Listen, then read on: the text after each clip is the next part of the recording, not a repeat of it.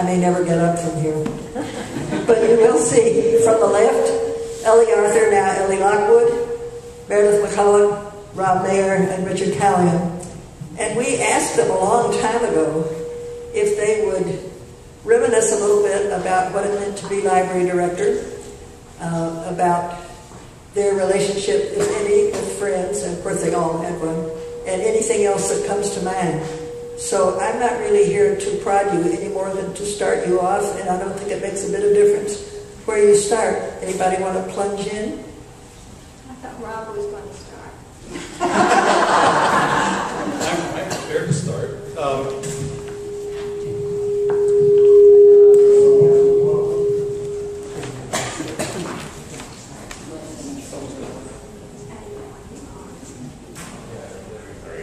Okay, so first I wanted to say congratulations, 50 years, Friends of the Bedford Free Public Library. This is wonderful.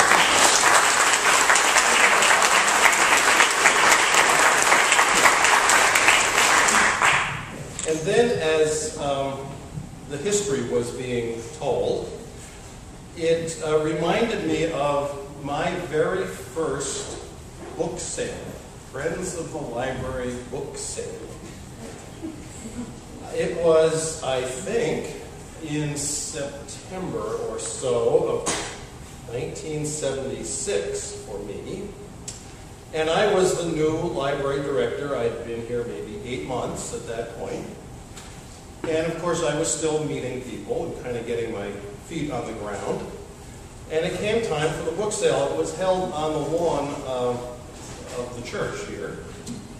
And somebody mentioned Vince McKeon earlier. So I have a lasting memory of Vince and the book sale. So we'd been at it for a couple of hours, and Vince said, "Come on upstairs. You know, it's time for a break." So we went upstairs, and he had a thermos. Great. So he poured us a little cup from the thermos, and we drank whatever that was.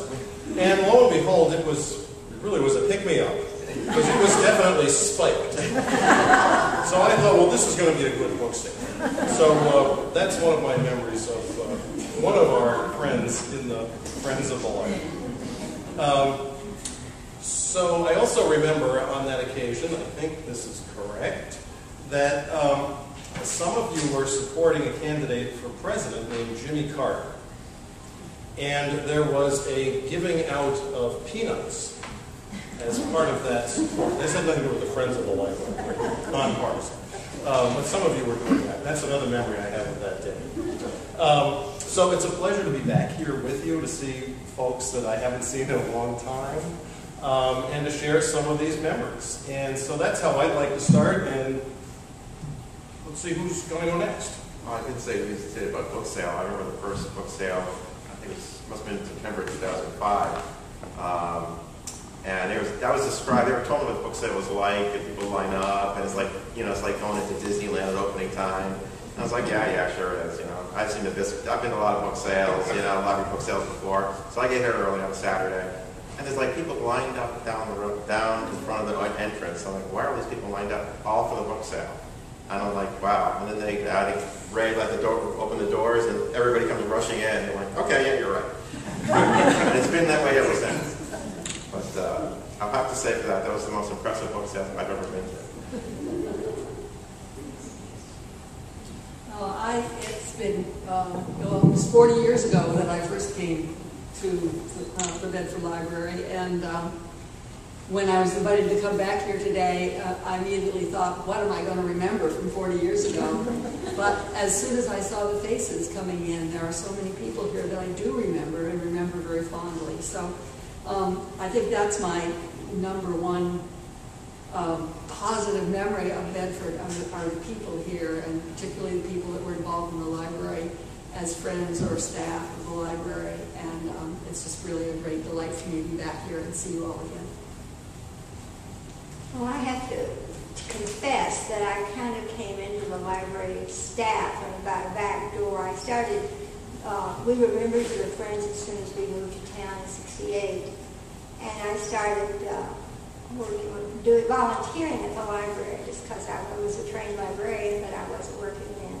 And then Secret hired me to work 2 Sundays a month.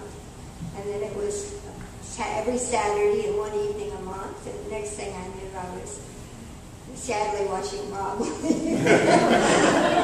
and becoming director. So the Friends were sort of my entree into the Bedford Library, and it's been a great group the whole time. One of the questions that we were prompted with was, what was the biggest gift or most memorable gift? And I think the gift of time. I get choked up in seats. I've got one tissue. Well, see, because every book sale and every event like this and every library program is really fueled by the time that the Friends give to the library. And I think that's a real gift because all of us have a limited amount of it and we make choices about where to put it.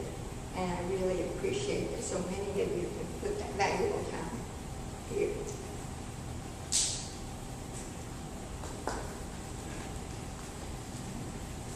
I definitely agree with this, that the Friends do give us, and have given us a tremendous amount of items over, even the short time I've been here, 6 years.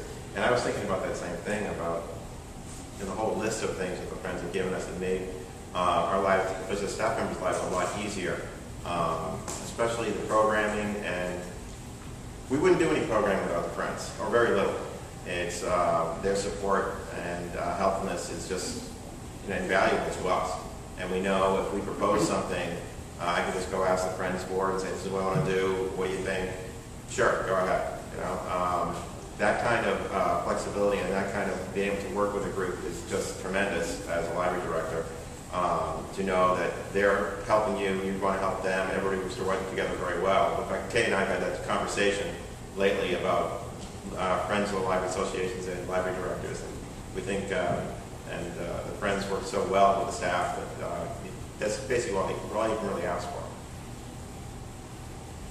Well, I think in general, support.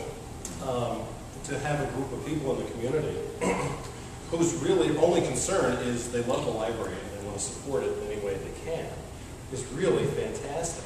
The trustees are elected. They have a job to do. The staff of the library have jobs to do. The director has a job to do. But the Friends are people in the community who feel that way. It's just a great benefit to anyone who's working in the library, to the director, the staff, and the trustees.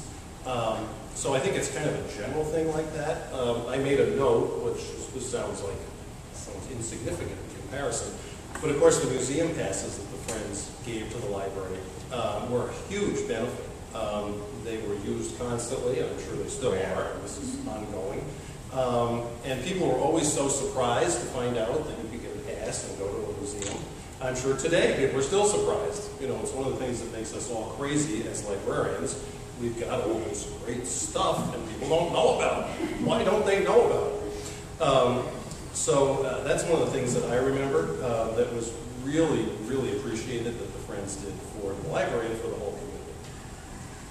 I was reminded when Lois was, or somebody was reading the history just now about the framed art prints. And I always enjoyed hanging one of them in my office when I was here as library director. And when I left the library, the staff gave me as a gift a print like one of the ones that they had noticed was one of my favorites that I used to hang in the library. I was telling someone in Maine about that recently, and she said, I never heard of a library that had framed art prints, and it gave me a really good feeling to think that way back then we had something that some places never heard of, and we were doing it. That's a good segue to something I was thinking of. As you listen to that history, the Friends funded the ability to stay at the edge of new development, starting with the copier, going to now that we loan is it a Kindle with some books on it?